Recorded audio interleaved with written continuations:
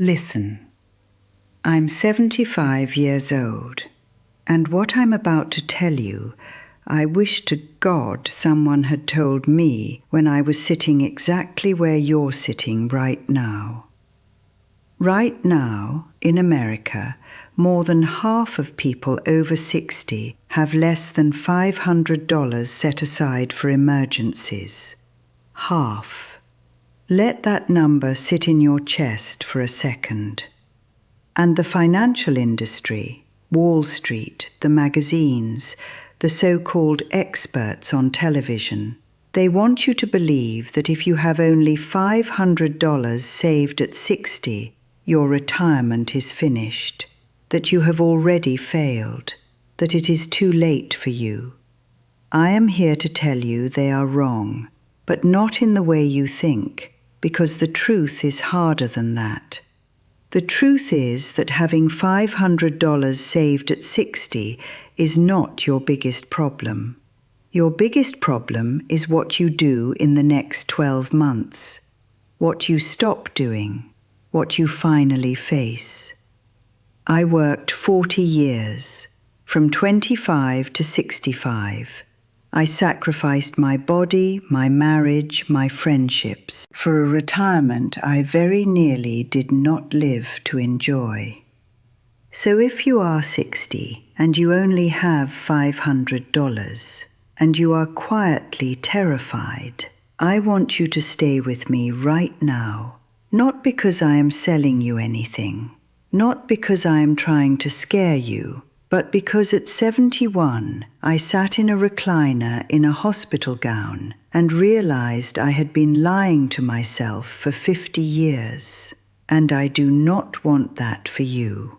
Do not subscribe yet. Do not even like this video. Just sit with me, woman to woman, older sister to younger one. Stay here for the next few minutes. That is all I am asking.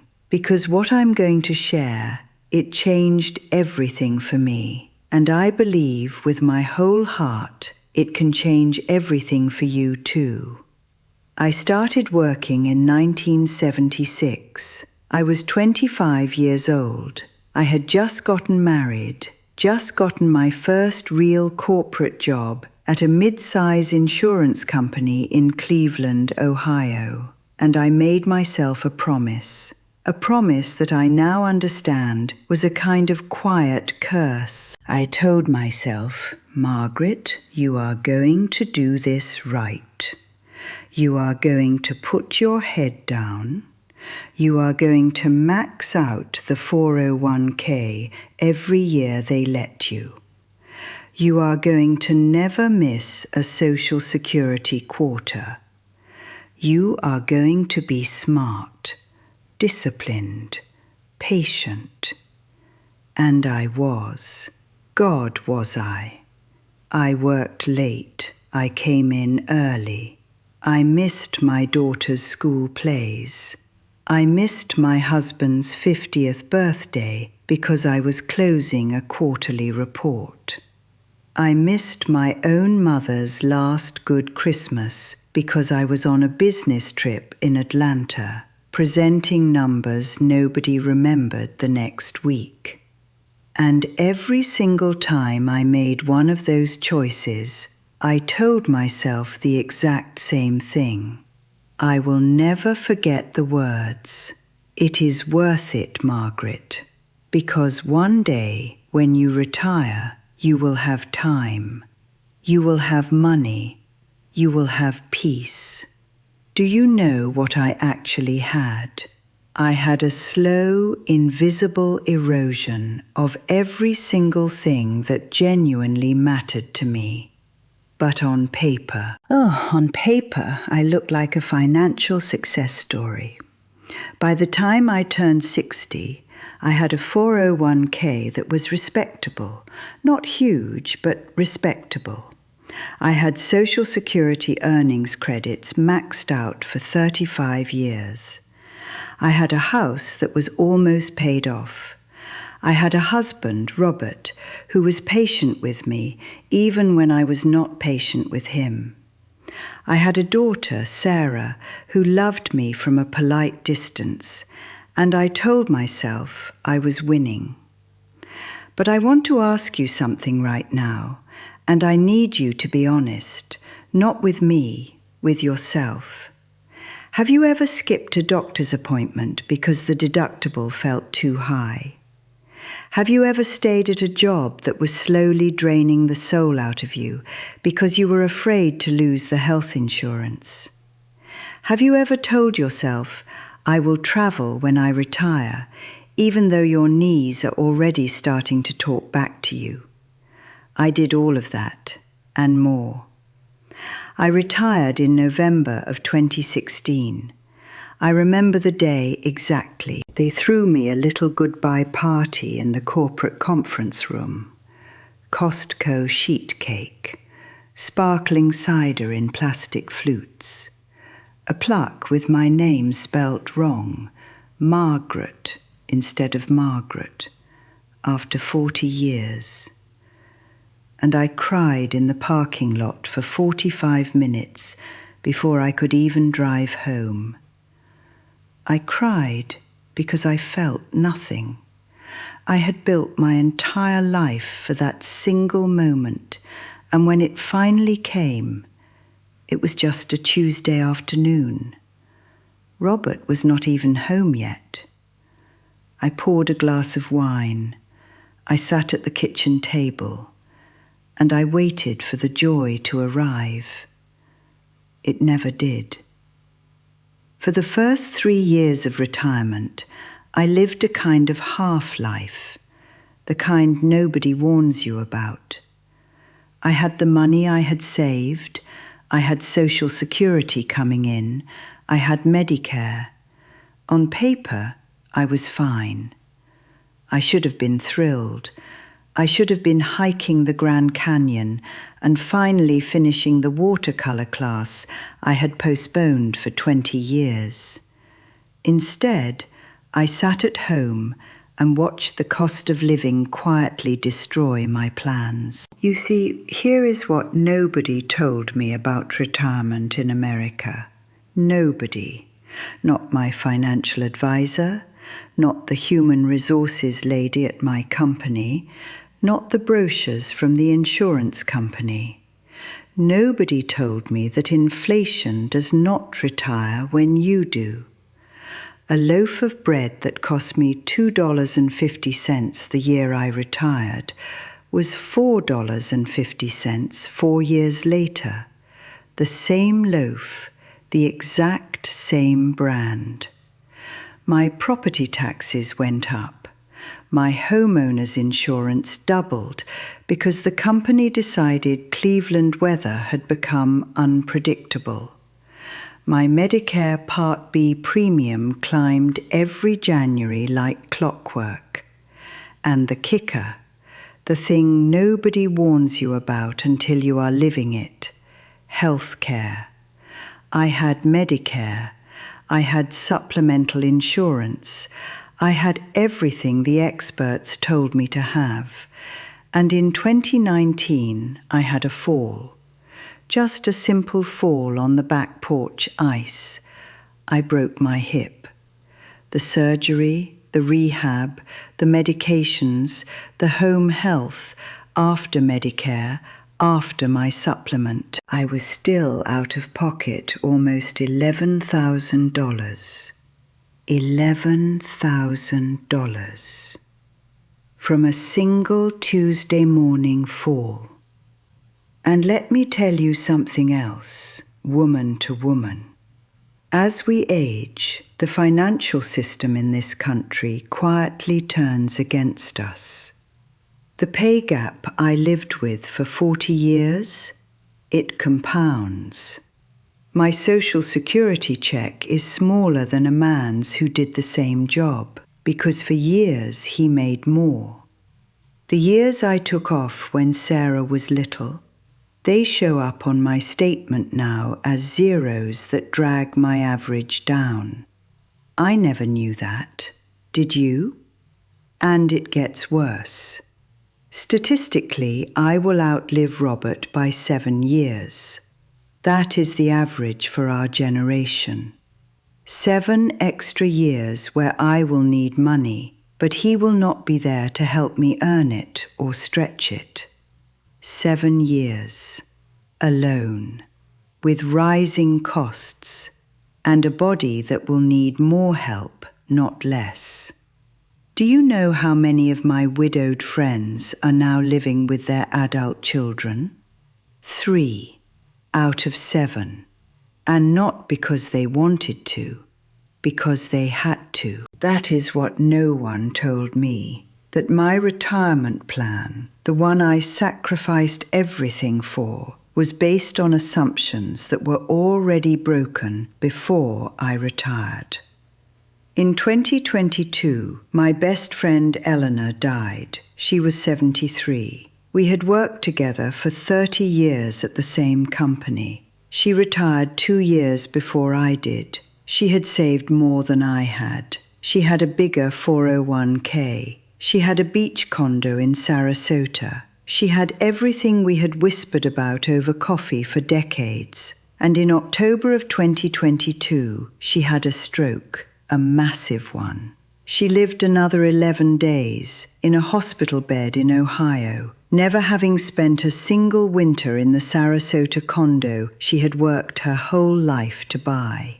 I stood at her funeral. I held her daughter's hand, and I felt something break open inside me that I had been refusing to feel for 50 years. I drove home from the funeral. Robert was not with me. He had a cold. I drove the long way on the back roads, and I pulled into a Cracker Barrel parking lot off Route 71, and I sat in my car for an hour. I had a notebook, a little spiral notebook I keep in my purse, and I wrote 3 things on it. I still have it. It is in the drawer next to my bed. Number 1. I have, on average, about 8 to 12 healthy years left. Not 25. Healthy years. Years where my knees work, my mind is sharp, and I can still travel, still hold a grandchild, still feel sun on my face without dreading a fall. Number 2. Money saved past what I need is just numbers on a screen. Money used wisely now is memory, is health, is freedom. Number 3. I am not too old to change, but every single month I wait, the door closes a little more. I went home that night, and I had a conversation with Robert that we should have had 30 years before. We talked about money, real numbers, real fears. We talked about what we actually wanted from the years we had left. Not the dreams of the 30-year-old version of us. The honest, grounded wishes of 2 people in their 70s. I asked him with tears in my eyes, Robert, if I died tomorrow, would you be okay financially? And he said, with tears in his eyes, I do not know. After 47 years of marriage, after both of us being so disciplined, he did not know. That was the moment. That was when I understood that the entire idea of saving enough for retirement had been a story I told myself to avoid the harder questions, the questions that actually mattered. That night, I could not sleep. I lay next to Robert listening to him breathe, and I did the thing I had refused to do for 50 years. I let myself feel it. I let myself feel the school plays I had missed, the walks I had skipped, the friends I had let slip away because I was always too busy. I let myself feel the body I had ignored, the joints I had pushed past warning signs, the years I had spent eating lunch at my desk because there was no time, no time, no time. And here is what I want you to understand. The hardest part was not the regret. The hardest part was realizing that the woman I had been so proud of, that disciplined, hard-working, never-complain Margaret, had also been the woman who handed her own life over to a system that did not love her back.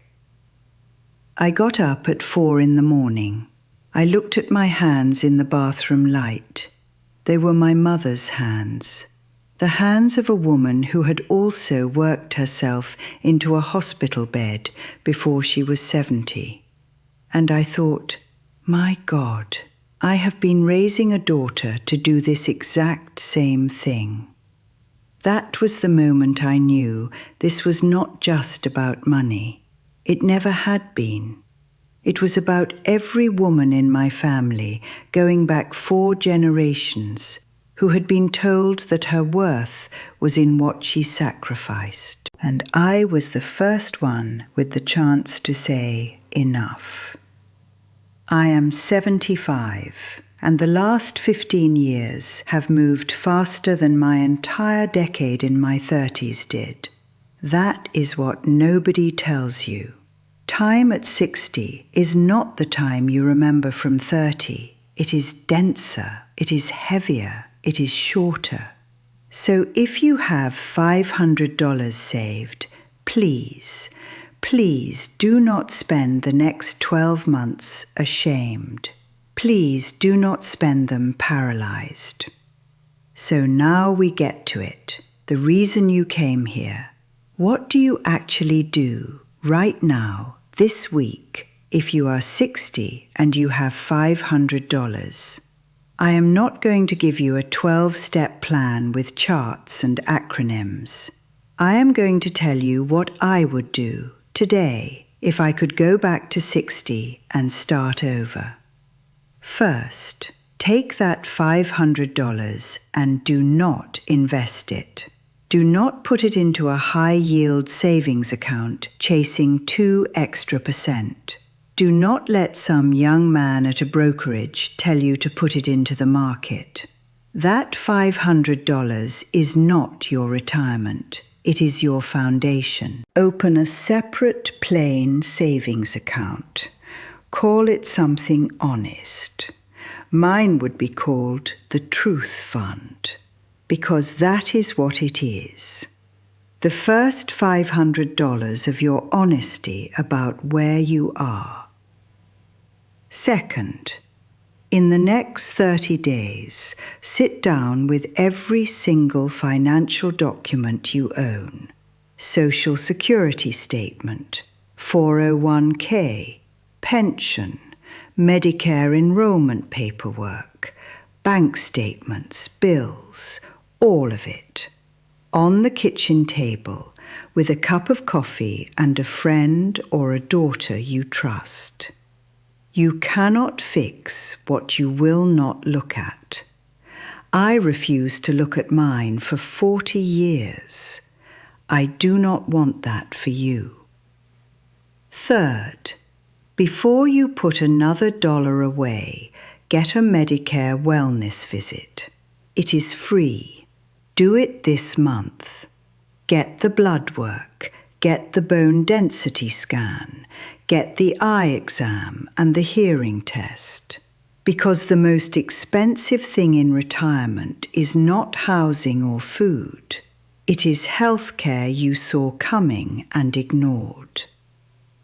Fourth, have the conversation, the hard one, with your spouse, your children, your siblings, about money, about death, about what happens if.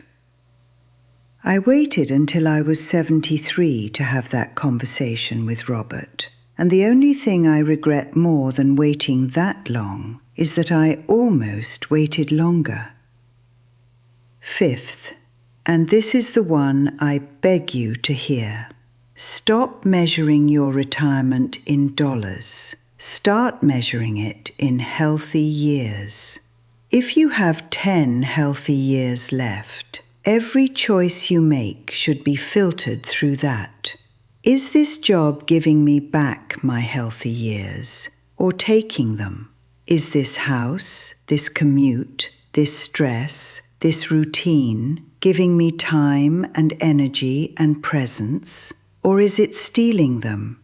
Because here is what I learned, the long, hard, expensive way. Money you saved that you could not spend on a healthy year is worth zero, less than zero. It is debt to your future self. I am not telling you to be reckless. I am telling you to be honest. If you only have $500, you still have something I had at 60 that I did not appreciate. You have time. You have, on average, about 5,000 days of healthy life ahead. That is finite. That is precious. That is the actual asset on your balance sheet. Spend those days like they are, not like you have 25,000 of them. I am 75 years old. I am sitting in my kitchen in Ohio. Robert is in the next room watching the news. I have a cup of tea getting cold.